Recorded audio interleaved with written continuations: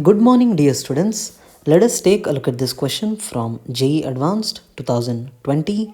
This question is from the topic surface tension. Let us first analyze the question. When water is filled carefully in a glass, one can fill it to a height h above the rim of the glass due to surface tension of water. So we have a glass here, and let us start filling water in this glass.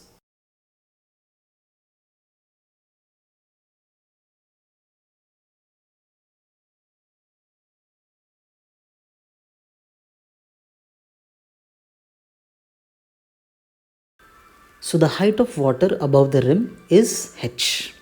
To calculate h, just before water starts flowing, model the shape of water above the rim as a disk of thickness h having semicircular edges as shown schematically in the figure.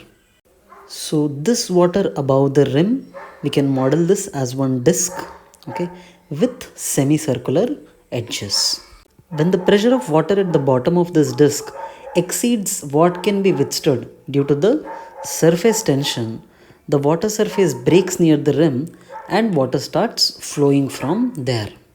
So if the pressure at the bottom exceeds that due to surface tension, then the water starts flowing down from here. If the density of water, its surface tension and acceleration due to gravity are these values which are given, okay, then the value of h in millimeters is dash. So what is this value of h? I have taken a picture wherein the glass is completely filled with water. You can see the shape of the water here, okay, when it is completely full. In this question, you can see the shape. So for solving this question, he has told us to model the water above the rim like this for the calculation purpose. But in reality, I want you to see the shape is not like, a cylinder with the semicircular edges, but it is somewhat like this. So let us again look at the condition that he is saying.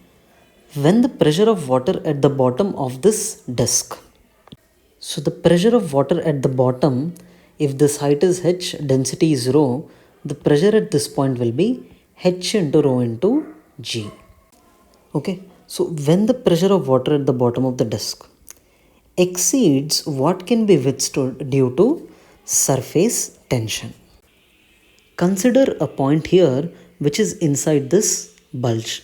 So inside this bulge, the pressure is P excess. One important thing to note here is we are considering the gauge pressures. See this black point, the pressure would be P ATM plus H rho G. Inside this bulge, it would be P ATM plus P excess. So we are considering the gauge pressure here. So when the pressure at the bottom of the disk exceeds, so this is the pressure at the bottom of the disk, it exceeds what can be withstood due to the surface tension. So at that instant, the water starts flowing down. Now let us calculate this excess pressure.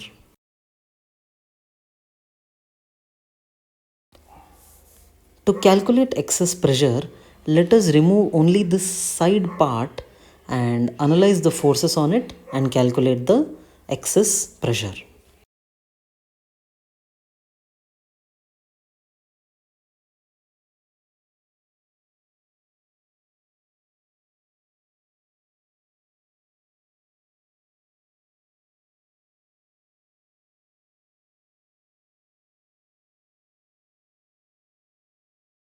So have opened the side part, straightened it out so that it is easy for you to analyze the forces.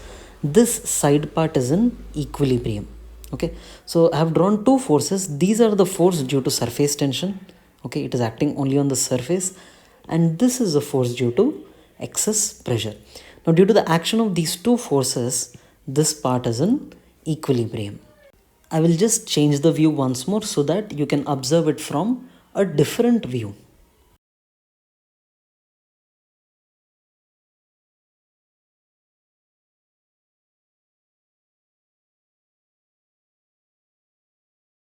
First, let us calculate the force due to surface tension. So, surface tension force is surface tension into total surface length. Here this surface length is 2 pi r here plus 2 pi r here. So T into 2 pi r times 2 is the total force on this whole thing due to surface tension. The force due to excess pressure is towards right, and that is P excess into the projected area.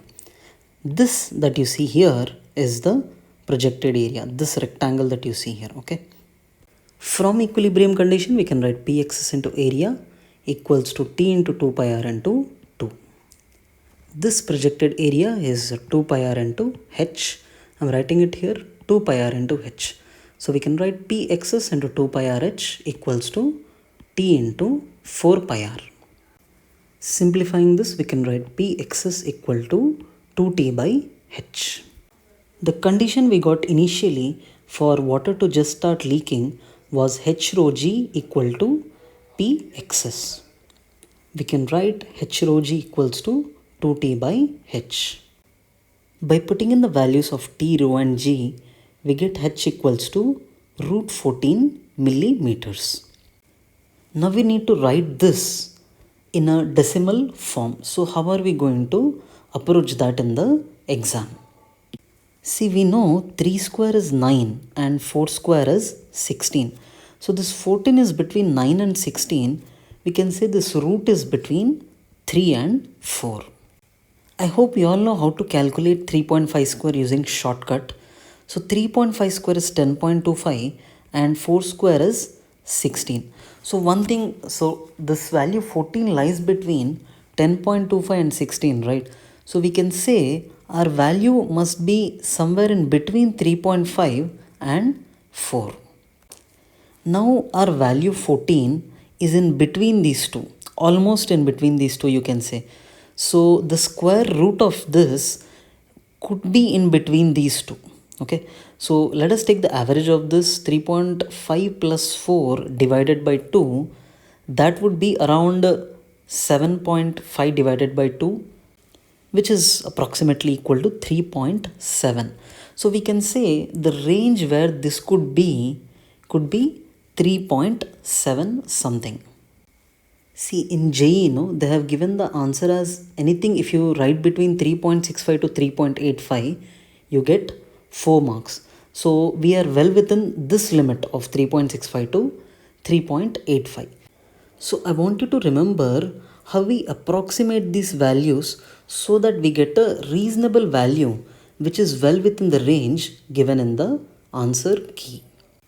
This is the last video in the series of videos JEE Advanced 2020 paper 1, and see you all again in the next video.